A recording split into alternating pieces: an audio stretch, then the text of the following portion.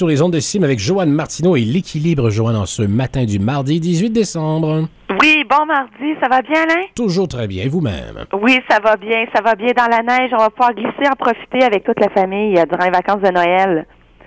Alain, je parle ce matin d'équilibre, mais en fait d'équilibre dans le déséquilibre. Parce que je ne peux pas passer à côté du déséquilibre qu'il y a autour de moi actuellement. Que je parle de parents qui tuent leurs enfants. Je pensais, moi, que c'était juste les hamsters qui faisaient ça. Je suis un peu raide ce matin, Alain, parce que quand il arrive des événements comme au Connecticut, puis on touche des enfants, toi comme papa, moi comme maman, on est profondément touchés avec ces événements-là.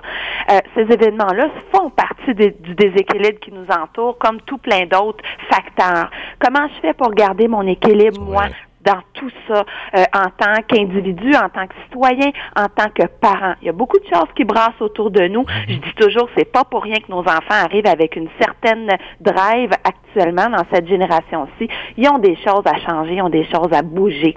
Comment je fais pour garder mon équilibre dans tout ça? Parce que ça nous affecte énormément. Moi, personnellement, étant sensible au niveau des enfants, je suis pas obligée de le voir à la télévision.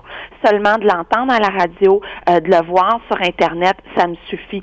Je me protège actuellement et je choisis de la façon que les nouvelles entrent dans la maison. Et je protège également mes enfants. Je m'arrête et je me dis, c'est quoi qui est vraiment, vraiment essentiel dans la vie?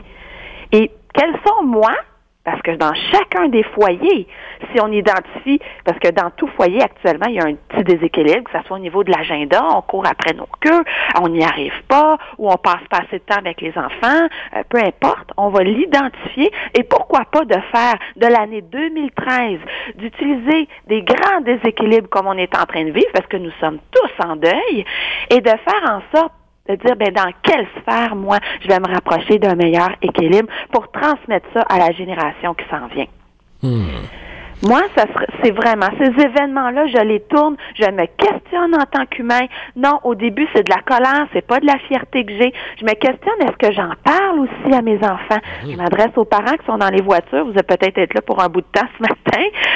Mais est-ce qu'on l'annonce aux enfants? Je me suis rendue très, très, très rapidement compte, plutôt que les enfants sont revenus de l'école et c'est véhiculé dans les écoles.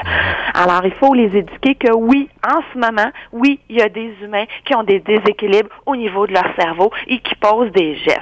C'est pas monnaie courante, mais oui, c'est quelque chose qui arrive et dites-leur à vos enfants, sont prêts d'entendre ça, que comme société, on a des changements à faire.